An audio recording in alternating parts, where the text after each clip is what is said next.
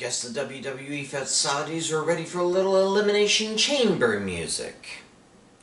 I'm Chris Wolvie, the wrestling vlog who always tells it like it is.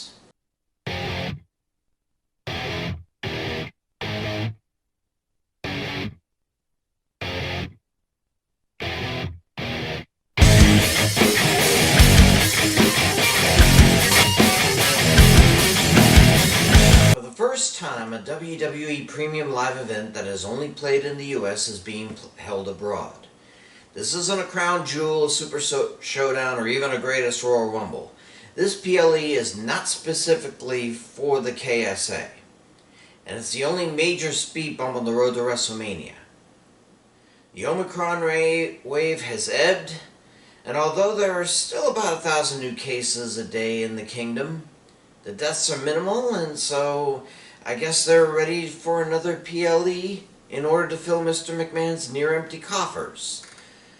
But for the love of Allah, could they have made it any more predictable? I mean, yeah, the women's chamber match is a bit of a mystery, and I'll admit that the one between the Awesome One and Mr. 619 was a little bit of a head-scratcher, but everything else, WWE title chamber match, the Universal title match, Raw women's title match, the 4 women with the 7 arms match, the SmackDown tag title match, the Falls Count Anywhere match. I mean, I'm pretty sure I can significantly raise my average for predictions for the year. Well, let's see if I can or not.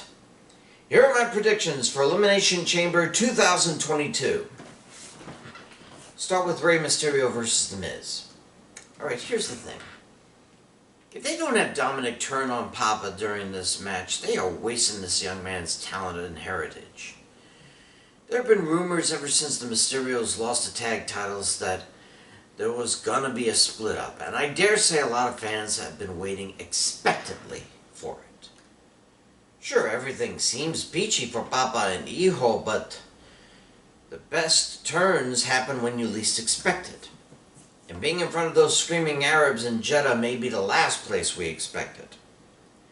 The winner is The Miz, when Dominic finally pulls the trigger on his old man's career.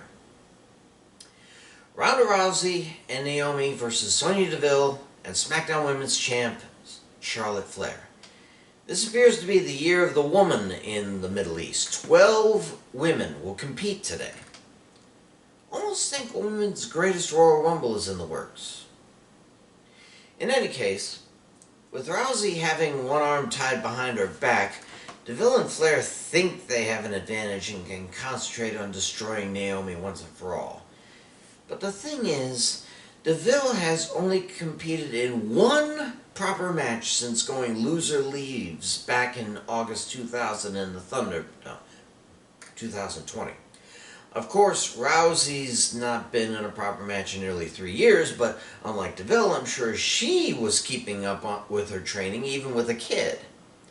And once she gets in, she only needs 3 limbs to kick Deville's ass.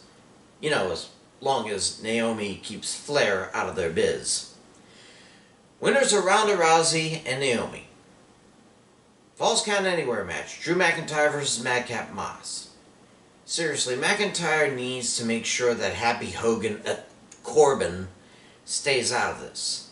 But with Falls Count Anywhere, it's essentially an old hardcore rules match, and Corbin can interject himself at his leisure. So first thing Drew does is incapacitate Corbin somehow. Once that happens, Moss is a dead duck.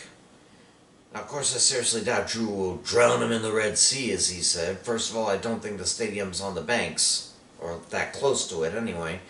But considering all the other nonsensible things he said he would do, wouldn't surprise me if Drew didn't do at least one of them. Hey, you gotta keep their bloodlust going somehow. Winner is Drew McIntyre.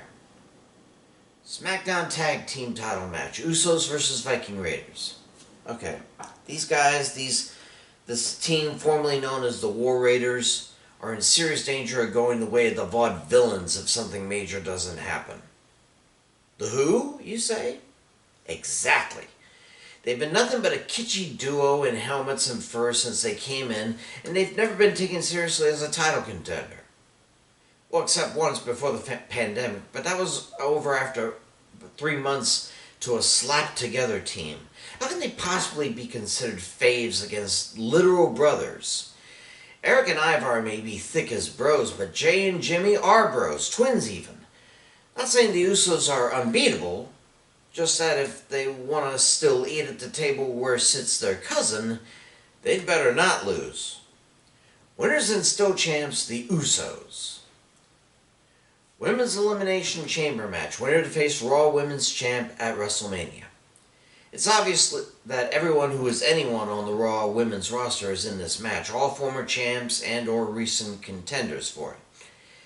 It may seem like I'm going to pick Bianca Belair again since she comes in last, but you know what they say about fooling me twice. While I can see Liv Morgan as a champ one day, that day ain't going to be WrestleMania. Doudrop? Maybe team her with Tamina to go after the women's tag belts. And you just know Ripley and Nikki ASH are going to be at each other's throats from the onset. Which leaves Alexa Bliss. Yeah, I know. But Chris, she just got out of therapy. How can she possibly... Exactly. This is finally the time for her to take Wyndham Rotunda's last shtick and make it her own. After all, the surprise entrant always wins in these matches. Well, not always, but most of the time. Winner is Alexa Bliss. Speaking of, Raw Women's Championship, Becky Lynch versus Lita. Look, I like Lita as much as the next long-time WWE fan. She may not have started the women's revolution in the WWE, but she was definitely in the forefront of the WWE, not treating the women like, well, not like wrestlers anyway. And though she hasn't been in the ring one-on-one since she smacked the taste out of Heath Slater in 2012, she's still a force to be reckoned with. But I think the last thing we want people to think of when they say WWE is a seniors tour, like WCW and TNA became before their downgrading. And if a 46-year-old Hall of Famer is allowed to sag a title, that's exactly what they'll think of him. Besides, Lynch will find some way to outmaneuver her and keep her precious title. Winner and still champ, Becky Lynch. Universal Championship, Roman Reigns versus Goldberg. Speaking of old Hall of Famers. The only reason Goldberg is even on this card is because the Saudis allegedly want him on the card. And because Reigns needs someone to fight for the title, again allegedly, the writers went with Goldie.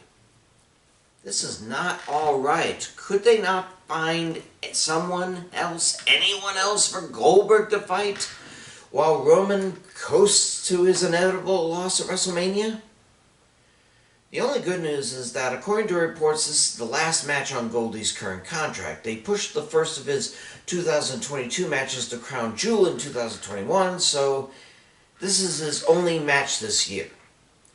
And if that's the case, there's no way Goldie's winning the title. All Reigns has to do is wear the old man out, make the match longer than 5 minutes, and he'll be too winded to continue. Winner and still champion, Roman Reigns. Saudi Arabia, acknowledge him!